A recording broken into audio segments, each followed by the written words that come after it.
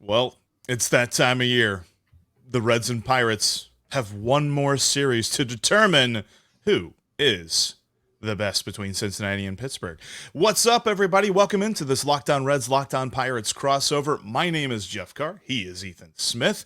We are both lifelong and long-suffering fans of our ball clubs. And while this year has been better for both of our teams, far better than I ever would have imagined for the Reds, we still got some work to do for both sides as the Pirates are coming in scorching hot right now, and the Reds kind of dropped 2 out of 3 to the Twins in very just crushing fashion, and they're trying to make it into the wild card spot. And the Pirates technically aren't dead yet, so there's lots of good baseball to be had this weekend. We are going to look at who is coming into this series scorching hot, who's a little cold right now, and then we're going to give you our predictions for what's going to happen in this series. Thanks so much for making Locked On Reds and Locked On Pirates your first listen every single day. We're part of the Locked On Podcast Network, your team every day. And hey, we're free and available on all platforms. That's not something that a lot of sports talk outlets can say anymore. So I take that with pride that we can say that we are free and available to everyone. And before we jump into our discussion today, I wanted to let you know that today's podcast is brought to you by Bird Dogs. Go to birddogs.com/LockedOnMLB or enter promo code LockedOnMLB for a free water bottle with any order. You won't want to take your Bird Dogs off. We promise you. And Ethan, I can promise you this. This is going to be a fun series.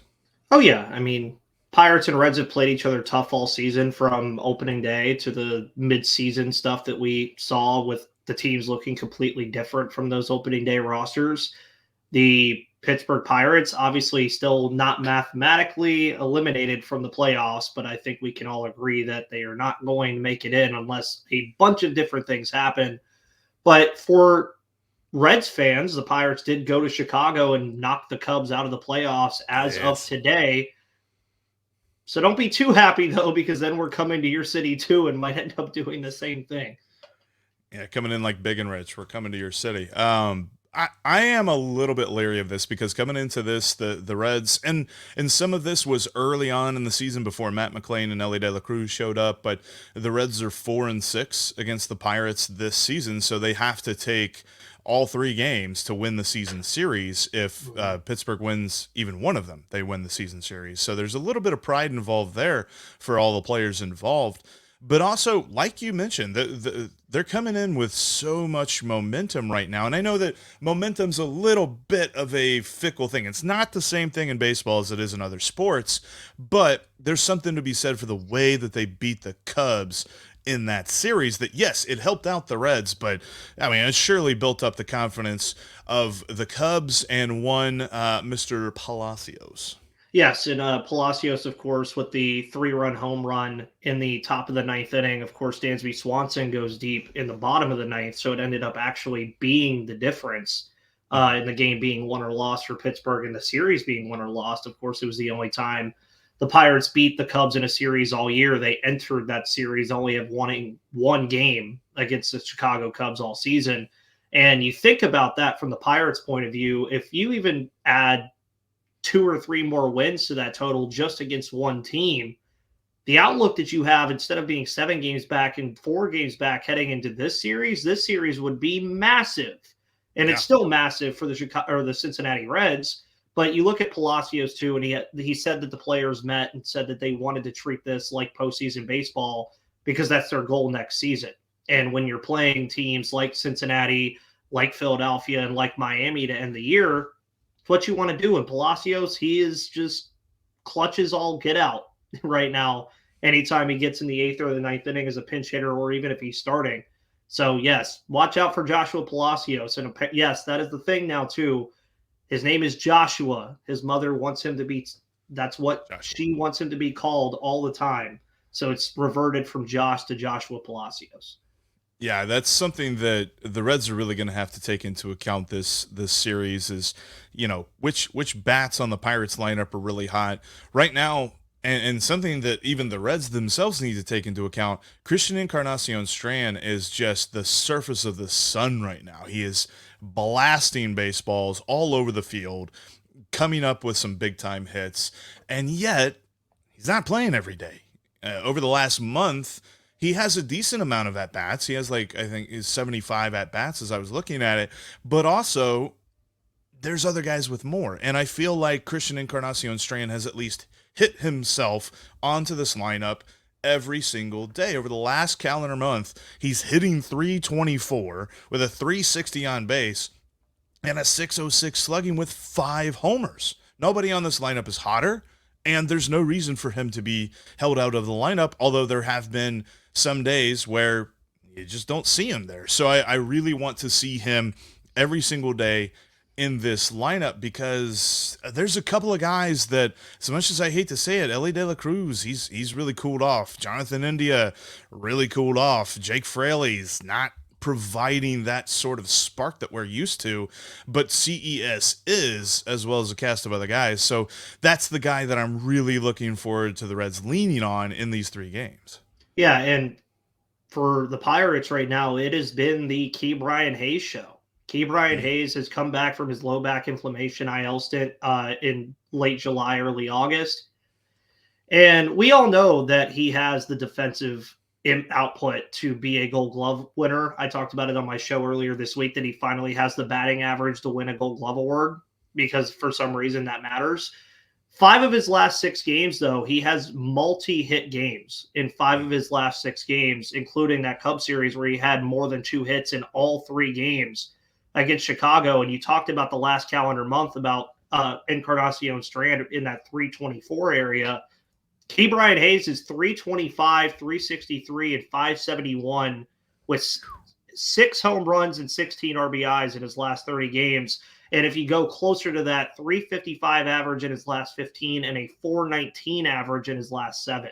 So Ke'Bryan Hayes has kind of been the wheel that keeps on turning for this team, not only offensively, but you also know he's the best defensive third baseman in baseball. And batters think about that when they're trying to take the ball over there. He had an impressive play last night, too. Brian Reynolds has been doing good things. I don't have his stats pulled up at this current moment, but he's doing Brian Reynolds things, and they're just getting contributions from everybody in the lineup.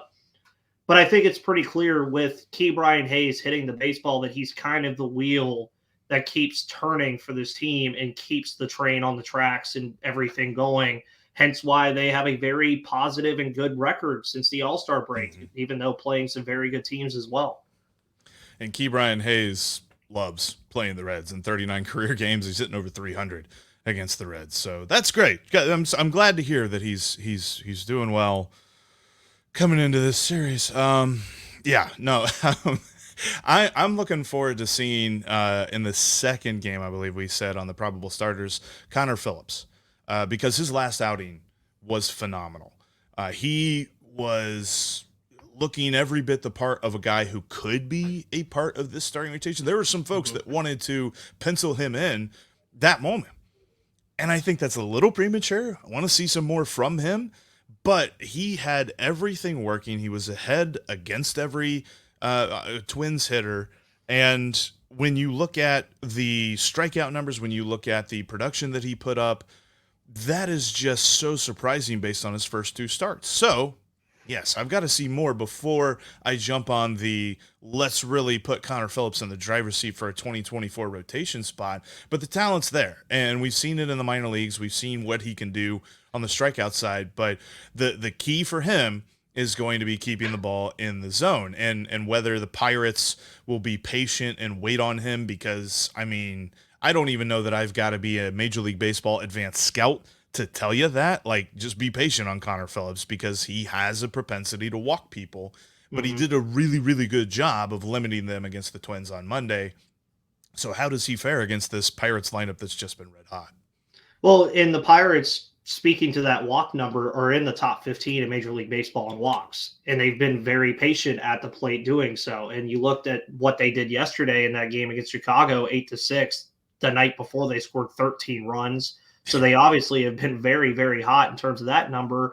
But you look at the base on balls number, they didn't really walk that often. They had 6 walks yesterday, 2 of those coming from Jack Sawinski, who many in Pittsburgh hate Jack Sawinski for a lot of reasons, but he is the 3 common outcomes guy of baseball now. He's a home run, a walk, or a strikeout. That's just what Jack Suwinski has been for most of his career. But when you also have a 788 OPS, you're going to play on the team no matter what. So, yeah, the base on balls number is something the Pirates have been very good at this year. As Gary, who shows up on Mondays on this on my show, always says all the time, if you have a pitcher that's going to nibble around the zone and the umpire is not going to give it to you, Pirates are going to probably win that game. That's just basically how they operate under the Andy Haynes offense. I feel comfortable in saying that at some point this series, Jack Suwinski is going to hit a home run. I just feel like he does that to the Reds. And I think that this pitching staff is prone to that. And the key is how many guys are on base whenever you do give up that homer. That's really where the key is going to lie for this Reds pitching staff against a very, very scorching hot Pirates lineup. The Reds lineups looked pretty good too. Well, this is going to be a lot of fun series. I'm going to be interested in the over-unders on each of these games. We'll have to see where FanDuel puts their lines and things like that. But I know this. Not everybody on the team is scorching hot right now. We are going to look at a couple of players that need to figure it out. They need to turn some things around here in a quick way. That's coming up next. Before we get into that, I want to tell you about Bird Dogs. I am comfortable in saying that these are the most comfortable pair of shorts that I've ever worn. And I know that right now, Ethan, you are wearing some as well. You can speak to their comfort very immediately. Yes, very much immediately. So I'm wearing the joggers right now. So it is getting a little colder outside. So maybe you don't want to wear shorts, but the built-in liner is great. The joggers are great too. They're not super thick. So if it's in like the 60s or the 70s and you don't want to wear like thick jeans or anything like that, wear some joggers. Wear the Bird Dogs. They're great. They fit great. They're going to fit you wonderfully. Yes, and as someone who would probably describe myself as thick, they are very key in keeping you cool. You feel like you can go through your entire day and not get all sweaty down there. So check them out today. Go to birddogs.com/LockedOnMLB and use promo code LockedOnMLB. You'll also get a free water bottle with any purchase of Bird Dogs. So go get yourself some comfortable shorts and pants and a nice little water bottle to boot. That's birddogs.com/LockedOnMLB or use the promo code LockedOnMLB for the best pair of shorts that you will ever own. Also, presenting today's episode is DoorDash. I don't know about you, Ethan, but there are some times where I'm hungry, but I don't want to go anywhere. But I also don't have anything to cook. So that's where DoorDash really comes in clutch. Yes, and very much so. There are definitely times where I wake up and I want to have a coffee, and then I realize I don't have coffee in the house, which is probably my own fault. So, you just find the local coffee shop or Starbucks or whatever your coffee fix is, as he drinks his right now, to shove it in my face that he has coffee in his house. But you could go to DoorDash and do it. The Dash Pass is great, too. You can make sure that you don't have to pay any of those pesky delivery fees on orders over $12. Which is always very nice. And a lot of the restaurants now are picking up on DoorDash's stuff in terms of their menu pricing so that you can stay around that $12 mark and still give a good tip too to your Dashers. So you got to love DoorDash.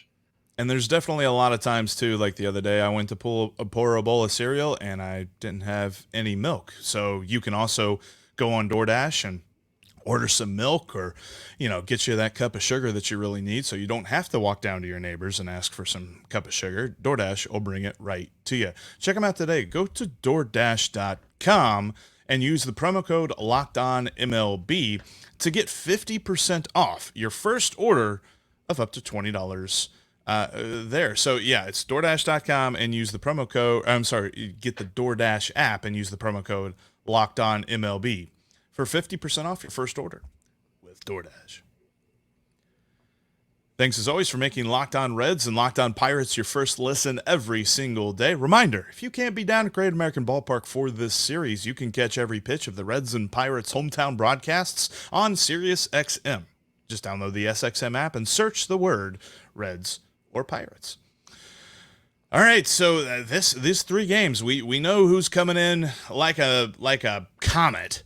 Like super scorching hot, who is really ice cold right now. And I'm going to start because I hate to say this. And there was a very unfair headline that was written about Mr. Ellie De La Cruz. I believe it was one of the local news outlets here in town, called him Ellie De La Bust.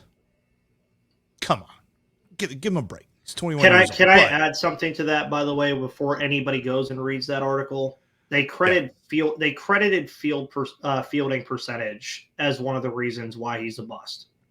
Take that as to whatever you want to take it to. And yes, they did change the headline afterwards, but that still doesn't mean that you're not, for lack of a better word, stupid.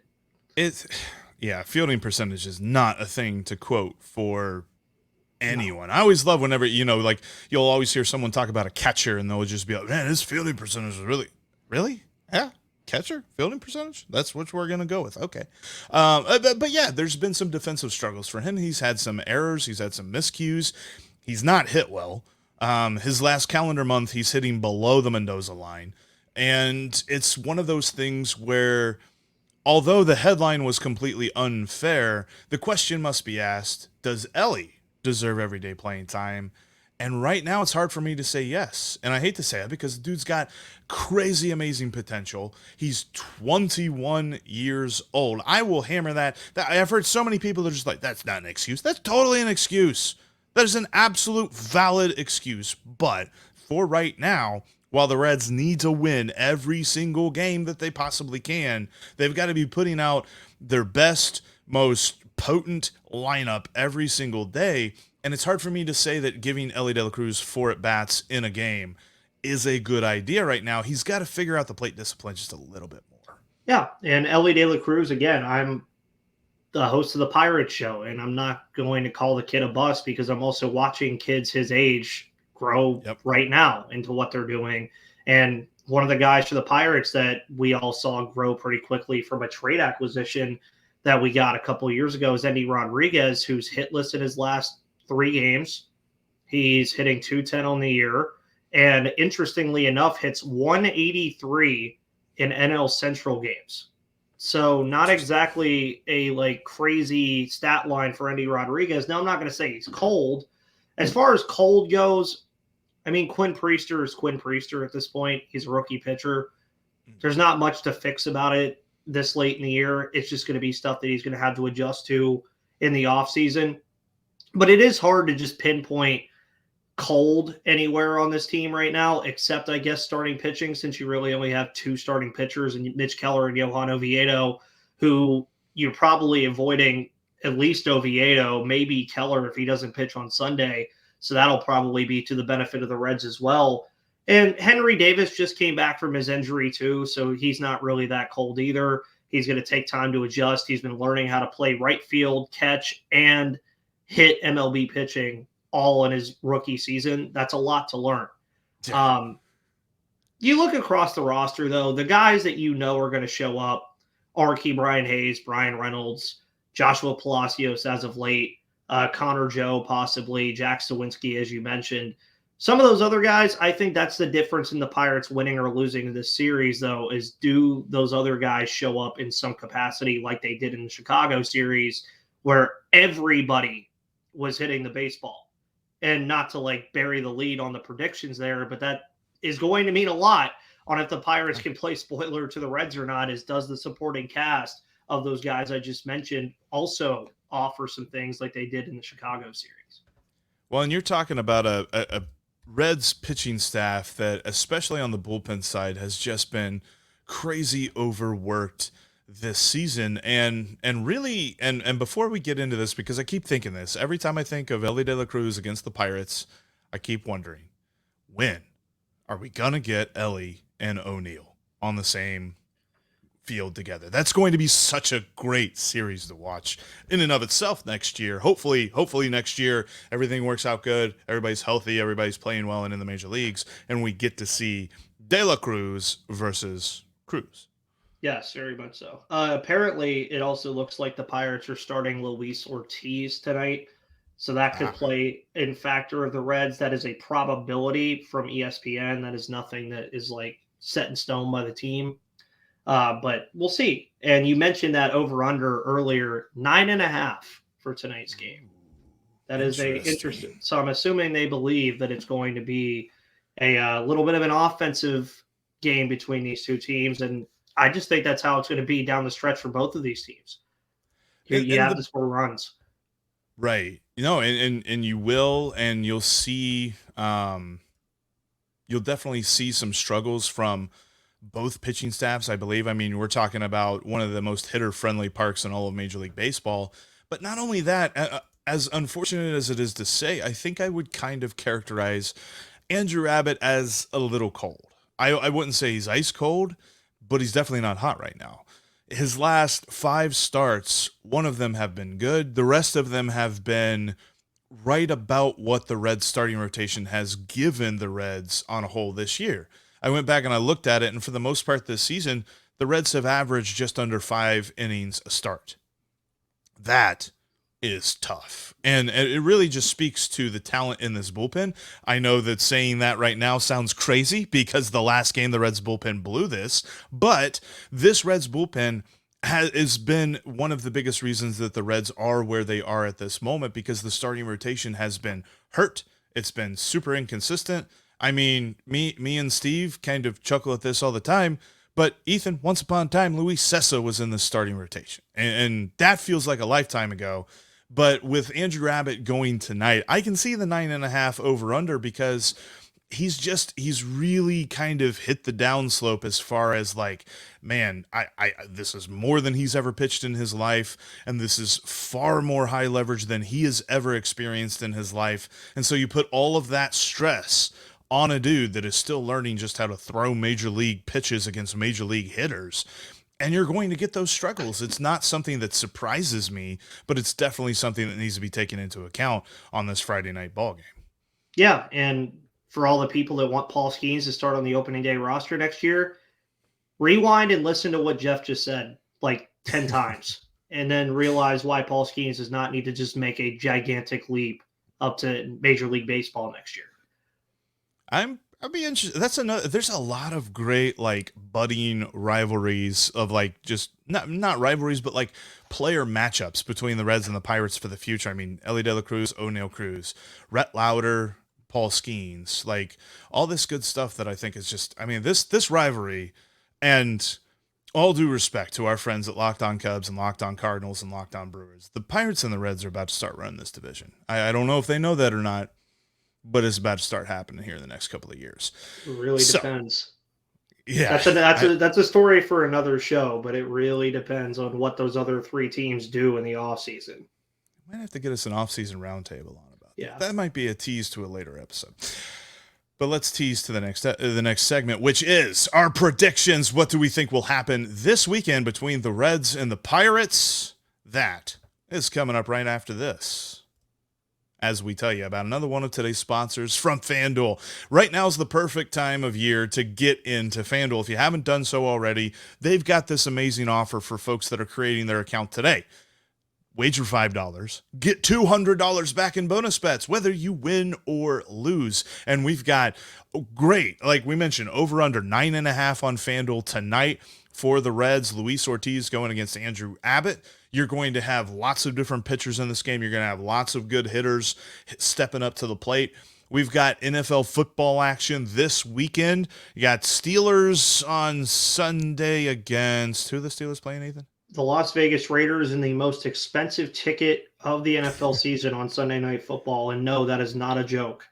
So primetime games for both of our favorite NFL teams as well, because the Bengals have Monday night on the will he or won't he Joe Burrow play against the Rams game, but also the Ring of Honor game too. I'll be in attendance and I'm looking forward to that. But FanDuel is going to help you enjoy all of your sports action, whether you're talking about football, baseball, whether you want to do the money lines, the prop bets, the over-unders, or same game parlays as well. Check them out today. FanDuel.com/lockedon. Again, create an account, wager $5, get $200 back in bonus bets, win or lose. FanDuel is an official partner of the NFL. And thanks again for checking out today's Locked On Reds, Locked On Pirates crossover. If you can't be down at Great American Ballpark for these great 3 games, final 3 home games of the Reds season. You can catch every pitch of the Reds and Pirates hometown broadcasts on SiriusXM. Just download the SXM app and search the word Reds or Pirates. All right, Ethan, it's prediction time. 3 games. The Pirates, honestly, the Pirates right now looking like the better team just because of the last couple of games. But overall on the season, where the Reds are looking for this is going to be a very interesting series.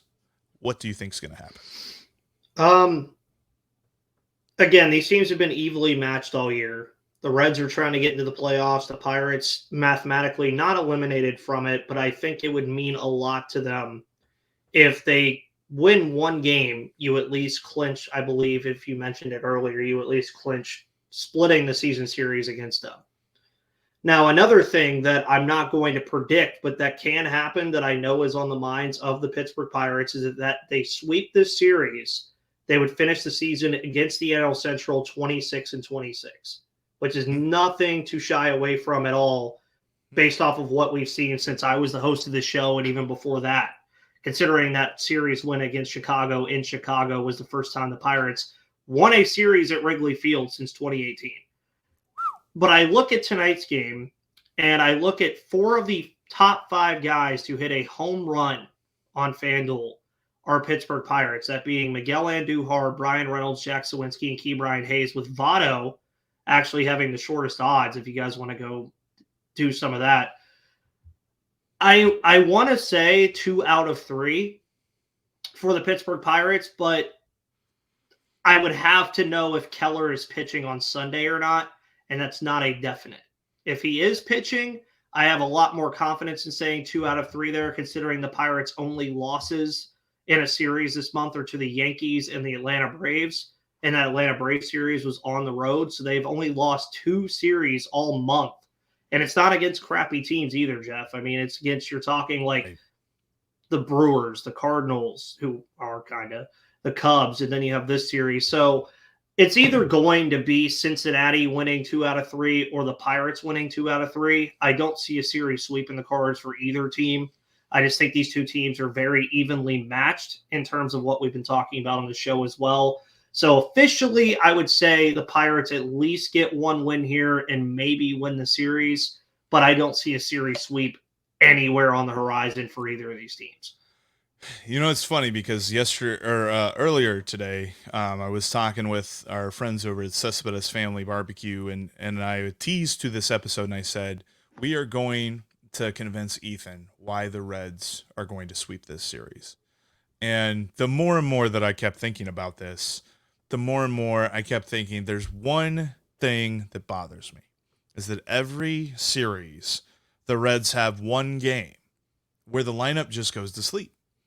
And they will have 2 games where the lineup does its job and plays really well, and then it's just depending on the pitching performance of that night. But there's 1 game where here recently it just seems like the lineup will get 3, maybe 4 runs, and that sometimes just isn't enough. And so because of that reason, I'm going to walk back my comments a little bit. I'm going to say the Reds take 2 out of 3. I'm with you. I think the Pirates do get that 1 win. That will give them, looking at the numbers, that will give them the season series. That'll give them 7 wins, and then the Reds could only get 6 if they win 2. But I feel like where the Reds are right now, they need to sweep this series. It's going to be a position that the Reds cannot lose. I feel like the lineup, they have 1 dud in them for every 3 games that they play. I could see that being Sunday. I could see Sunday, kind of like you mentioned, it's TBD right now for the Pirates. I could see it being Mitch Keller. I could see him coming in here and pitching really. He's pitched really well against the Reds this year in the outings that he's had. And there's just something about this rivalry. It's turned into an actual rivalry, not one that you want to put on, a WWE Monday Night Raw or something like that, like it used to be. It's just good baseball now. It's just fun to watch these 2 teams play. As fans of them, it's nerve-wracking as heck, and you're really kind of like, oh my gosh, here we go again. But if you love baseball, you should love Reds Pirates because these two teams just play each other so evenly. Because of that, I think the urgency that the Reds have, they'll get to. But I do believe there's going to be one in it for the Pirates. Yeah, and I just think this team right now is trying to prove something going into next year, that they can play with these teams that are playoff teams and prove it to themselves. And I think that's what Cincinnati's trying to do right now too. Cincinnati obviously is in a much better position to actually get there. But even if you don't, at least you instilled something in your young team that they can fight alongside these teams for a full 162 games and in September when it matters most, and eventually get there. And I think that's what both of these teams are trying to learn right now, just at two different spots. One thing we can dunk on everybody else is that any national prognosticators, any people who talk about the sport as a whole and not just looking at singular teams, expected both of these teams to be competing with the 100 loss plateau. They expected both of these teams to be completely irrelevant, and that has not been true because both teams have hit their over, and I'm very happy to say that. And that is the beginning point as to why I think, and I agree with you, the offseason is going to be interesting to see how the Cardinals approach it, how the Brewers approach it, and how the Cubs approach it, because we know the Cubs love to throw money at stuff. We know that the Brewers are very, very smart in their movings. I still kind of think they're going to tear it down at least for a year or two. And then I think the Cardinals are, they could do anything at this point, and it wouldn't surprise me. But I think that it's all setting up for this division to at least be a 1 to 2 year stretch where the Reds and Pirates are at the top running it. And that is why I'm so excited when these two teams play. Always. It's always a good time. It's just Always. Unfortunate that I believe next year they don't play for like the first month and a half of the season. Weird schedule. Is that going to be the weird thing? Because, like, I remember that the Reds played 7 of their 13 games against the Brewers in July. We're going to do that against the Pirates. We're just going to pick a month and be like, this is the month that we play the Pirates, and we don't play them again any other month. That's going to be it. Well, I mean, it kind of happened this year. It was opening day, and then we didn't see each other again until like June. It's weird. True. That's true. And that is how we're going to end today's crossover. Thank you so much for checking out today's Locked On Reds, Locked On Pirates crossover. Remember, this series is going to be a lot of fun, and we are going to have you covered every step of the way. You can follow us on Twitter. You can follow me at Jeff Carr with 3 Fs. You can follow Ethan at MVP_Ethan. You can also follow Steve. Steve's not with us. He'll return on Monday. But make sure that you're following both of our pods, because we will be Locked On Reds and Locked On Pirates every single day.